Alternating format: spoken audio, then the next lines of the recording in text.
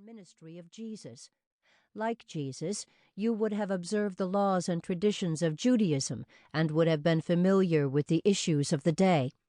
You would have caught the humor and the nuanced remarks that made his words even more captivating, more life-changing. Much as we might wish to have seen and heard the Lord in person, we are grateful that we can still experience him in Scripture. And yet the Jesus we meet in the Gospels is not always easy to understand. Partially this is because we perceive his words at the distance of many centuries, from an entirely different culture, and in a different language. Instead of making our hearts burn, sometimes Scripture makes us scratch our heads in confusion. I, Anne, remember the first time I met one of my roommates in graduate school. Gladysine was from Panama and had only been in the country a week when we first met. I liked her immediately. We seemed to get along well despite the language barrier. But I recall how stumped I was when Gladysine turned to me one day and declared, "I have a pain." "What is it? What can I do?" I asked. But Gladysine merely stared at me with wide brown eyes and repeated, this time more emphatically, "I have a pain." The more I tried to discover what was wrong with her, the louder she spoke. "A pain! A pain!" I wondered if I should call an ambulance or drive her to the hospital myself. But before I had the chance to do anything, it dawned on me. She was merely asking for a pen, a ballpoint pen, to fill out some paperwork. I was so relieved I couldn't stop laughing. A simple request had mushroomed into a medical emergency, all because I couldn't understand Gladysine's repeated attempts to say, "Can I have a pen?" Now consider the challenge of communicating across centuries and religious traditions as well as languages and cultures. No wonder we sometimes find it hard to grasp what Jesus is trying to tell us in the Gospels. But what if we could find a way to fine-tune our hearing so that we could develop first-century Jewish ears? The words of Jesus that electrified crowds, incensed his enemies, and changed so many lives would have a much greater impact on us. Is it possible to retune our hearing and thinking so that we can understand Jesus better?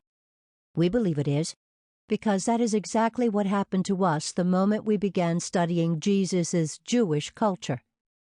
Passages that had previously left us cold or puzzled suddenly came to life. Lights turned on, stories took on new meaning, and the mist began to clear. Tuning into the customs of Jesus' time and to the conversations of the rabbis who lived at that time can deepen your faith as it has ours, transforming the way you read the Bible. With that in mind, we invite you to embark on a journey that will take you back to that house in Bethany to hear Jesus' words again, this time from inside his culture. We hope to teach you how to listen to the Gospels with the ears of a first-century disciple. And once you start tuning in, we are confident you will become even more curious, eager to learn more. Take the current setting. Why, for instance, were Jesus and his disciples camping out in the home of Mary and Martha? If you had been a first-century Jew, you probably would have heard a saying in circulation for at least 100 years, "Let your house be a meeting place for the rabbis, and cover yourself in the dust of their feet, and drink in their words thirstily." The Jews of Jesus' day greatly prized the study of the Scriptures.